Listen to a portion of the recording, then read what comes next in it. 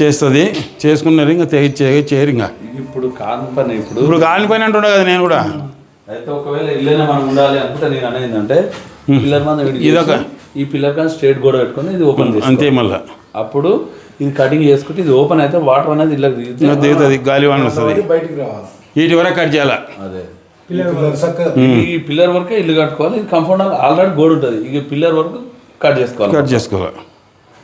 అది ఆల్రెడీ ఇక గోడ అట్లనే ఉంటుంది, ఆ గోడ కంపౌండ్ వాళ్ళకి సంబంధం ఏమి ఉండదు. అదే పిల్లర్ అట్లనే ఉండని, పిల్లర్ అట్లనే ఉండని, పిల్లర్ని ముట్టుకోవద్దు.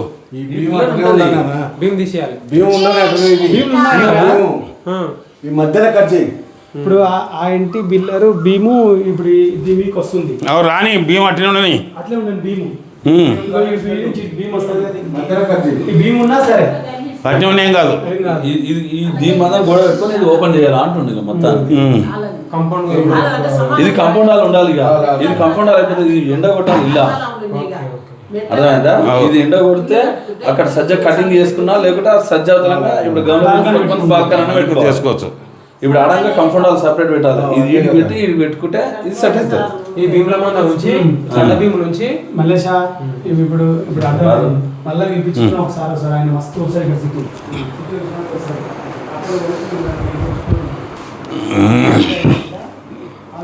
ఆలోచన చేద్దాం. ముందు ఆలోచన కాదన్నా, ముందు ఇల్లు మారు పిల్లోనికి నయంగా అయ్యే వరకు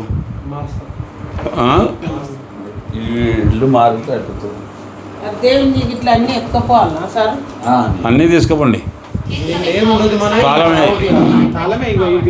కావద్దు. ఎందుకంటే అమ్మా ఇలా ఎంత డైరెక్ట్ రాసినా అంటే చదవనికే భయం అవుతుంది.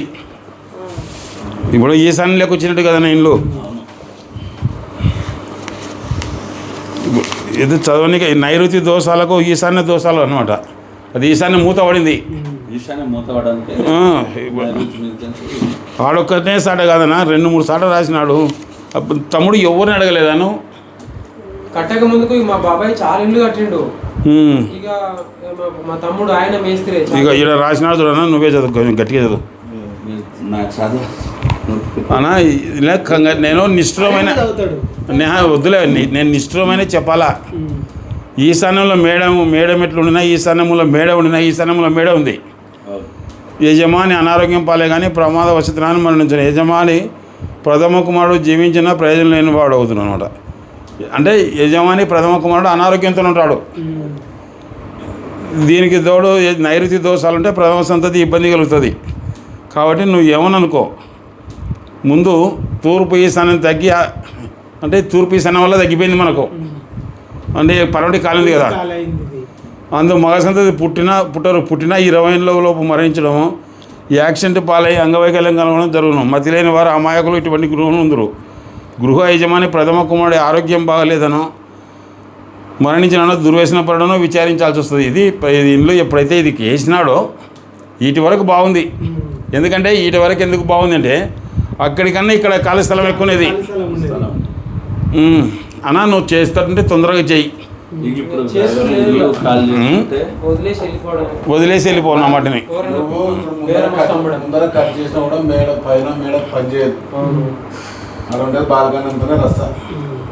నువ్వు ముందర కట్ చేసినా కూడా పైన మేడ పనిచేయదు కాబట్టి దిగనిడిచి ముందు వేరే ఇంటికి పోను, వేరే ఇంటికి పోయి ముందర వేరే సార్ అమ్మడం కదా దేవుడు. ముందు వేరే ఇంటికి పోతే పిల్లలకి కొంచెం రూట్ మారుతుంది. ఇప్పుడు ఈ ఇల్లు కట్టేటప్పుడు ఏమన్నా ఉన్నాయంటివే ఆఫీస్లో ఉన్నాడు, కుటుంబ సంఘం ఇల్లు ఒకటి ఉండే దాంట్లో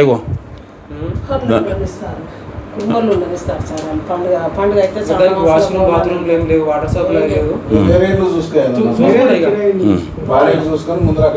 చూసుకుంటలే ఏదైనా ఒకటి చూసుకుంటాం. ఇక్కడ ఇప్పుడు ఈ ఊర్లో ఉండాలంటే ఇటు సైడ్ ఏనా ఈ ఊర్లో ఉండాలంటే ఇటు సైడ్ వెళ్ళమను, లేకుంటే ఇటు సైడ్ వెళ్ళమను, ఇక్కడ ఇటు ఈ మూలకి వెళ్ళమను.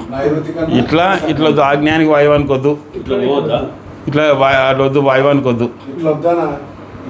ఇప్పుడు కాల్ప్లేస్ ఇట్లా కాల్పాటు ఇక్కడనే కాల్ప్లాట్ ఇప్పుడు కడతాను లేదు, అమ్మి నాకు చూసుకుంది. ఇప్పుడు ఒక మాట కిరాయికి పోవాలని ఆయన మనసు స్థిమిత పడగా కొంచెం అన్నా మనం ఉన్నా కూడా ఏం కాదు. ఆ?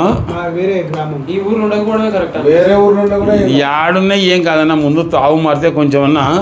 ఇప్పుడు ఎందుకోసం చెప్తున్నా నీకంటే నీకు ఈరోజు నేను చెప్తున్నా చూడు, ఎందుకోసం ఖచ్చితంగా మారంటున్నా అదే పని అంటే అప్పుడు కొత్తపల్లికి వస్తాయి అన్నీ ఉంటే ఆ ఇంకా నుంచి ఇబ్బంది అవుతుంది.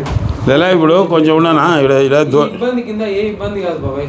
ఏ నన్ను ఉందా, యాచారం ఉందా, మారణ ఉందా, కానీ దగ్గర అవుతుంది బ్యాక్ చింతపల్లి ఉండడం కూడా కరెక్ట్ కాదు.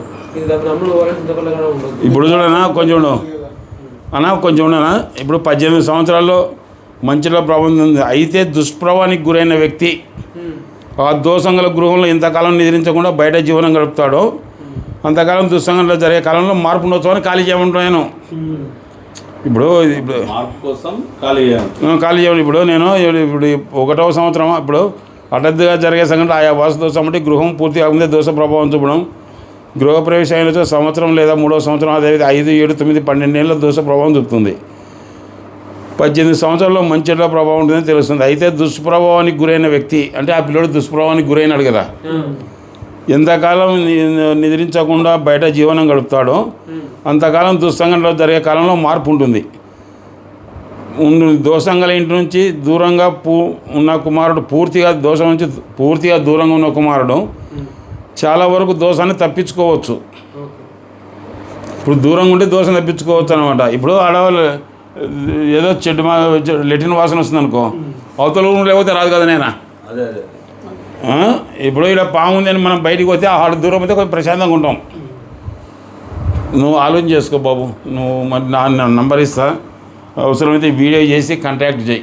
ఇక చేసుకునేది ఏం లేదు సార్, ఇక వదిలేసి పక్కకు జరగడమే మనకు ఉత్తమం కదా. నువ్వు ఈ గంటకి ఇట్లనే జరిగినా మంచిదే. జరుగుతా ఏదో చూసుకొచ్చుకొని రేపు చేయడం కూడా సంతోషం. ఏమ్మా ఎక్కడైనా ఎత్తుకొని పోవాలి. ఇల్లు దొరుకుతాయి. మా